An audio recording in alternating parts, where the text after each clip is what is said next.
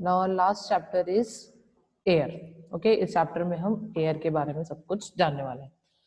Give reason for each of the following. इसी ठीक है, ये चैप्टर गिव रीजन बहुत कम चैप्टर्स में आए हैं आपके और इस चैप्टर में है, तो आप लोगों को ये अच्छे से करना है देखिए, क्योंकि ये बहुत इंपॉर्टेंट होते हैं give reasons.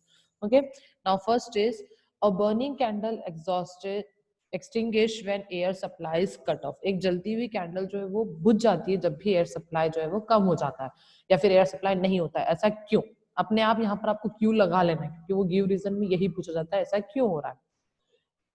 Extinguish of candle shows that the component of air that supports burning got consumed. जो एयर की जो बुझना होता है कैंडल का, वो क्या बताता है कि जितने भी एयर के कंपोनेंट उस टाइम पर उस जगह में थे वो क्या हो चुके हैं, कंज्यूम हो चुके हैं. उन्हें सबने यूज, सारा जो कंपोनेंट था वो यूज हो चुका है, इसलिए अब कैंडल वो बुझ गई है. ठीक है, extinguishing of the candle shows that the component of air that supports burning got consumed. consumed मतलब यूज हो गई है.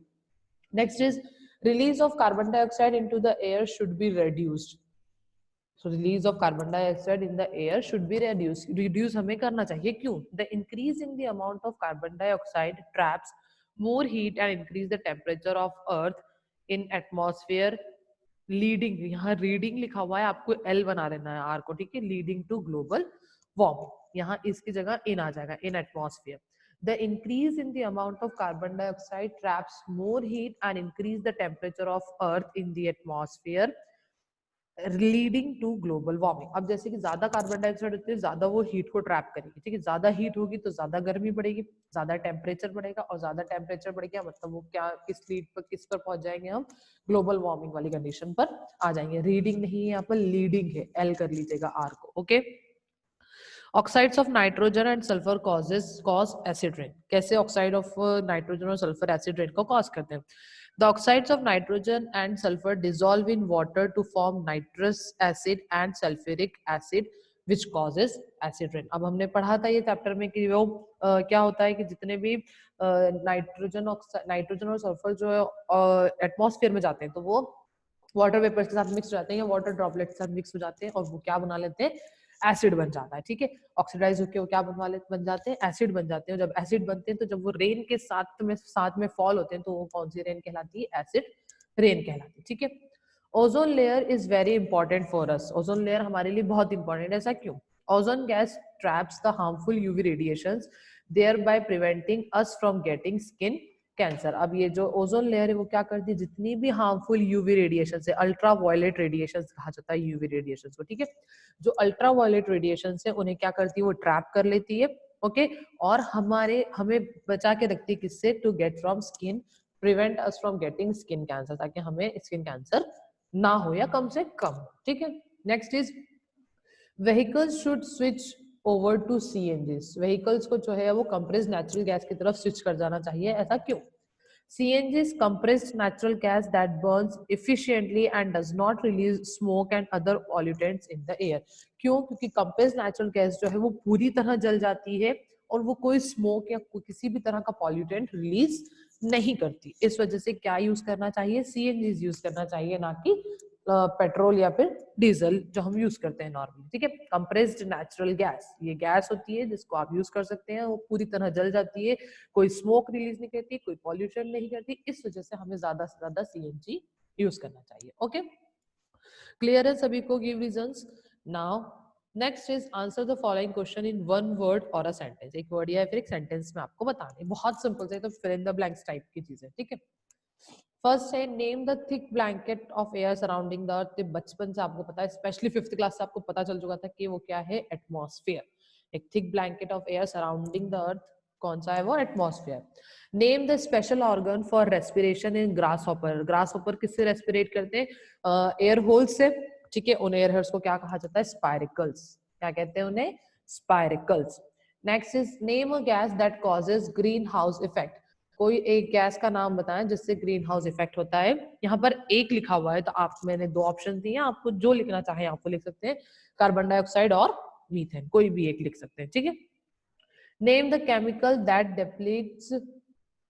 डेप्लीट ओजोन गैस. ऐसी कौन सा केमिकल है जो कि ओजोन गैस के अंदर जो है वो पोर्स बना देता है या उसको खत्म करने में हेल्प करता है, वो है क्लोरोफ्लोरोकार्बन्स. कौन सा है वो, क्लोरोफ्लोरोकार्बन्स, ठीक है।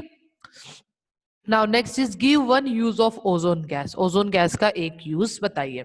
The layer of ozone gas does not allow the harmful ultraviolet radiations from the sun to enter into the earth atmosphere which may cause cancer in humans। हमें पता है ओजोन गैस का क्या काम है कि ओजोन लेयर जो होती है वो अल्ट्रावायलेट यूवी रेस को अर्थ पर नहीं आने देती है और वो हमें प्रोटेक्ट करके रखती है so that we should not get caused by cancer। Okay, now is it clear to all of you? आप चाहें तो इसमें गिव रीजन का जो लास्ट वाला आंसर है ना वो भी लिख सकते हैं, ठीक है। Ozone gas trap the UV radiations thereby preventing us from getting cancer। Last में फिफ्थ वाले में आप ये भी लिख सकते हैं, वन यूज पूछा उन्होंने, सेम ही है वो बात। Okay, now next is answer the following question in brief. ये थोड़े थोड़े शॉर्ट, मतलब शॉर्ट से थोड़े ज्यादा है। Okay, right a short note on composition of air. Air के कंपोजिशन पे आपको लिखना है, मतलब एयर के अंदर क्या क्या है वो चीजें लिखना है, ठीक है। Air consist of 78% of nitrogen and 21% of oxygen. Specially आपको नाइट्रोजन और ऑक्सीजन का अमाउंट जो है वो जितना परसेंटेज दिया है वही लिखना है, आप अपनी मर्जी से चेंज नहीं कर सकते।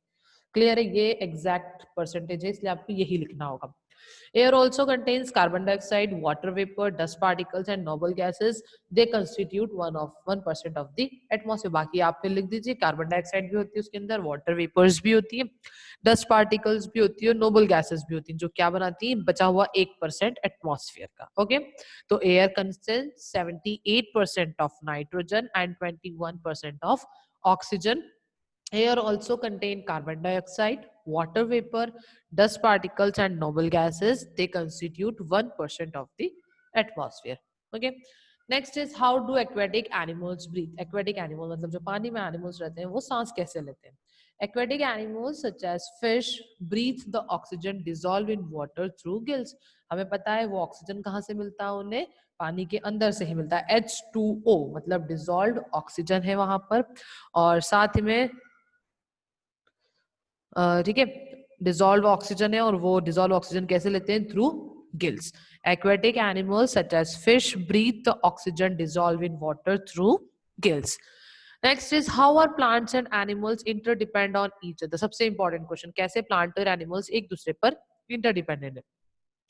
Amount of oxygen and carbon dioxide in the air is maintained through respiration in both plants and animals by photosynthesis in plants। जैसे कि जितना भी ऑक्सीजन या कार्बन डाइऑक्साइड है रेस्पिरेशन के लिए, चाहे वो प्लांट को चाहिए या एनिमल को, प्लांट्स को कार्बन डाइऑक्साइड चाहिए, हमें ऑक्सीजन चाहिए, ठीक है, तो एनिमल्स को भी ऑक्सीजन चाहिए, तो वो दोनों ही हम एक दूसरे पर डिपेंड है। प्लांट हमें ऑक्सीजन देते हैं और हम उन्हें क्या देते हैं? कार्बन डाइऑक्साइड देते हैं, ठीक है। और साथ ही में फोटोसिंथेसिस करते हैं प्लांट्स, तो वो फूड बनाते हैं, वो बड़े होते हैं, तो उस फूड को फिर हम भी ईट करते हैं। Plants take in carbon dioxide and give out oxygen during photosynthesis. Thus, plants keep on replenishing the oxygen consumed by all living organisms। इसलिए प्लांट्स क्या करते हैं, जितने भी प्लांट्स कार्बन डाइऑक्साइड लेते हैं और हमें ऑक्सीजन देते हैं फोटोसिंथेसिस टाइम पर, और जब plants keep on replenishing the oxygen consumed by all living organism, उसके बाद प्लांट जो है वही चीज बार बार रिपीट होती रहती है कि वो हमें हम उन्हें कार्बन डाइऑक्साइड देते हैं, वो हमें ऑक्सीजन देते हैं, कार्बन डाइऑक्साइड ऑक्सीजन, ये चीजें जो है वो साथ में चलती रहती है। इस वजह से एनिमल्स और प्लांट्स एक दूसरे पर डिपेंडेंट है। ओके, एक बार मैं आंसर पढ़ देती हूँ, आप लोग ध्यान से सुन लें। Amount of oxygen and carbon dioxide in the air is maintained through respiration in both plants and animals and by photosynthesis in plants। Respiration in both plants and animals and by photosynthesis in plants। Plants take in carbon dioxide and give out oxygen during photosynthesis। Thus, plant keep on replenishing the oxygen consumed by all living organisms। Okay, clear है?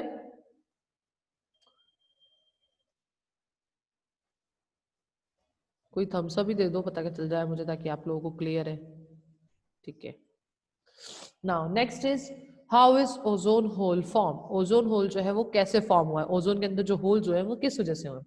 The chlorofluorocarbons released by air conditioners react with ozone to deplete it. जो हमारे घर में ACs लगे होते हैं ना, उनमें से जो गैस निकलती है क्लोरोफ्लोरोकार्बन, उसने क्या किया है, ओजोन की जो गैस है उसके अंदर होल्स कर दिए, ठीक है। ओजोन लेयर जो है उसमें होल्स कर दिए, किसने? Air, that is chlorofluorocarbon release from air conditioners, ठीक है, सिंपल सा ही था ये। नेक्स्ट है write any 3 effects of air pollution. Air pollution के 3 इफेक्ट्स बताइए। Air pollution lead to acid rain, global warming and ozone depletion. Air pollution की जैसे क्या क्या होता है, एसिड रेन होती है पहले तो, ग्लोबल वार्मिंग मतलब टेम्परेचर का इंक्रीज होना, और ओजोन डिप्लेशन मतलब ओजोन लेयर में होल्स होना। ओके, अब मैं सोच रही हूँ कि आपके नेक्स्ट 5 क्वेश्चन जो है वो मैं कल कराऊं, क्योंकि आप एक साथ ये सारी चीजें आएंगी तो आप लोग कंफ्यूज हो सकते हैं इसमें लर्न करने में। ठीक है, तो हम आज जी और एच पार्ट ही कर लेते हैं सिर्फ। नहीं, 3 पार्ट हो गए ना हमारे, एफ जी और एच 3 पार्ट हो चुके हैं। ठीक है, तो इतने क्वेश्चंस बहुत हैं आज के लिए, बाकी क्वेश्चंस हम लोग कल कर लेंगे। ठीक है।